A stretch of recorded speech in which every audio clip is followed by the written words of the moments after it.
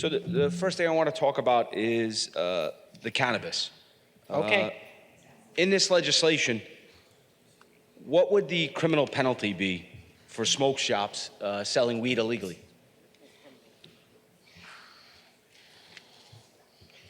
Hold on one. Oh, there is. There is a very minor criminal penalty for failure to pay the tax fine, right?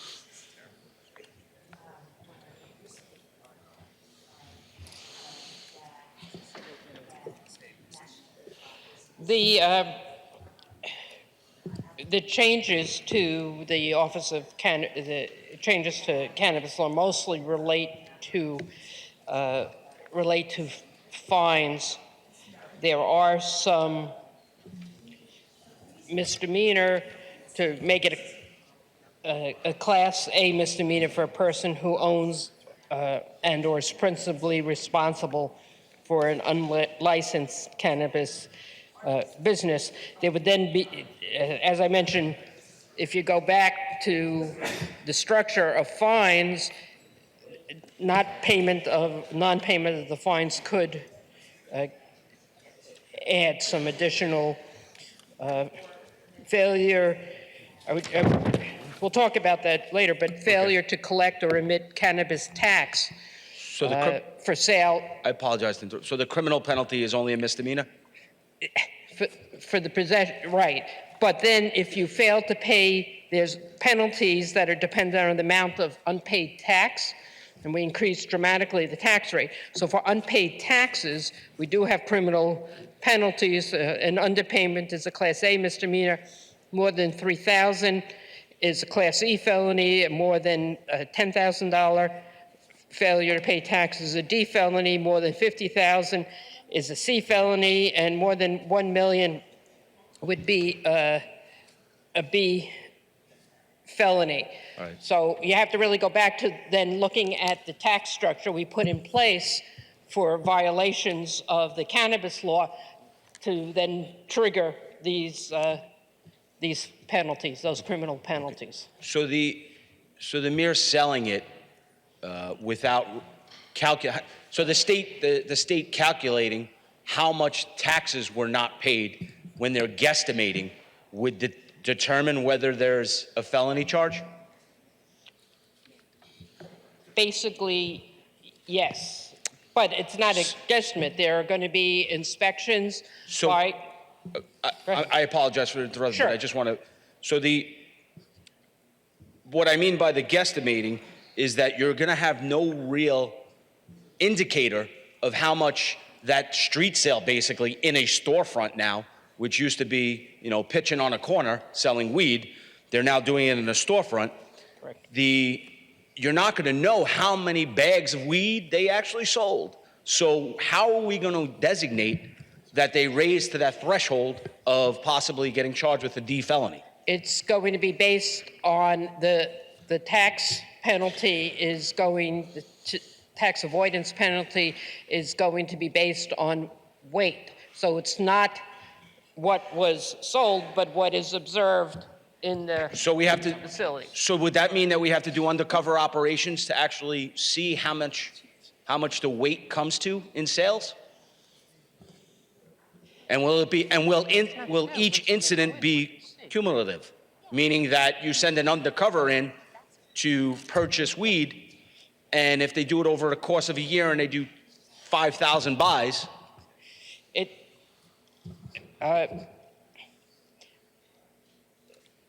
It's not based on the sales. So you're not looking at how many sales they've had. It's based on the inspection and how much is labeled when they go in.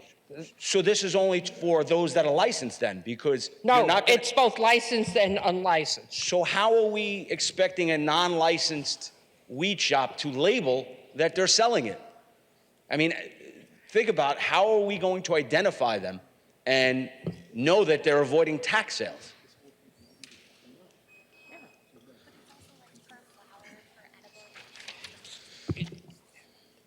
They're physically going to see what is there.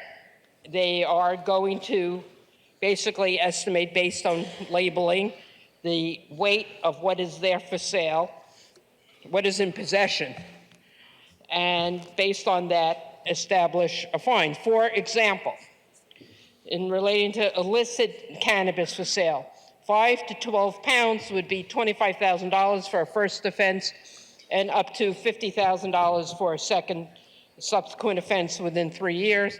And over 12 pounds would be $75,000 for a first offense and up to $100,000 for a second subsequent offense within 3 years. Okay, so seeing that we have those measures, so I look at it this way, that when you compare that to untaxed cigarette sales in a store, if they are in possession and sell over 10,000, they're charged with a E felony or a D felony, depending on where it rises. So this would maintain that type of allocation of accountability? It's that concept, yes, Okay. being applied to illicit possession of cannabis, but not looking at the sale, but looking what's physically there. Okay. So I know in this legislation they incorporate the enforcement arm of the tax department, where we're going to designate, this legislation would designate them peace officers. Is there anything in the legislation that would allow them to use the odor of marijuana to identify a vehicle stop? No, no. So there's no way of combating the illegal weed coming to those shops before it hits the point of sale? Well, there would be, these inspections could be duly can be accomplished duly with both tax and finance, attorney general, personnel if needed, and local law enforcement. So there's nothing in the legislation providing resources to a possible task force like that, where we could have targeted enforcement to interdict the delivery of the product to the store? No, we do not deal with that. This is a mechanism to go after this proliferation of illegal of storefronts that have opened up illegally selling cannabis. See, that's the point I was trying to make. So if we're trying to stop them from opening up, wouldn't it be pretty prudent to empower law enforcement to get them before they sell that illegal weed? I believe that is an activity that law enforcement around our state, in fact, do, is to go to try and interdict cannabis entering our state. So having said that, There's nothing in this bill that There's not- enhances that capacity. okay.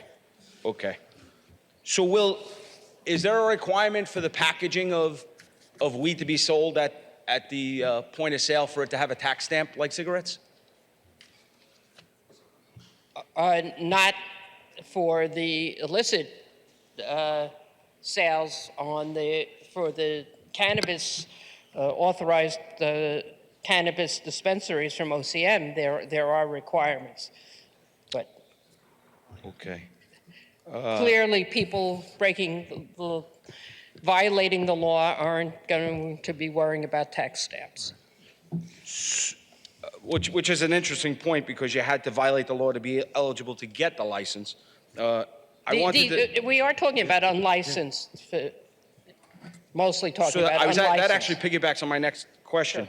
So if you are caught and you're held accountable for taxes for running an illegal smoke shop, you can't get a license for 3 years. Is that correct in this legislation? Yes, and I would add that to the extent that there would be, if it was a store that wasn't just a smoke shop, but had a lottery sale license or an SLA license or cigarette license, that would be suspended as well. So if they did violate this law and then 3 years from now, well, when this takes effect, maybe 4 years from now, they are actually, the 3 years is up since their violation, would they be able to apply for a license then? They certainly could apply, but my understanding is there are quite a few applicants already at OCM that they're looking at, and there's nothing that would require OCM to actually grant a license to someone who previously violated the law. And one last question on this. Sure. Is there any funding in this bill for drug recognition experts? No. No? Okay. Thank you, Madam Chair. On the bill, Mr. Speaker. On the bill. So here we laid out here that in this legislation, there's going to be some combat of illegal weed spots. So currently in New York City alone, there's approximately 1,500. So instead of giving them a corner to pitch their weed, they now have storefronts. Now, just to put this into perspective, as of April 8th, New York City had 599 violent smoke shop robberies compared to 251 in 2021. That was 599 in 2022. New York City had at least 4 shootings related to those illegal smoke shops. How do we stop that?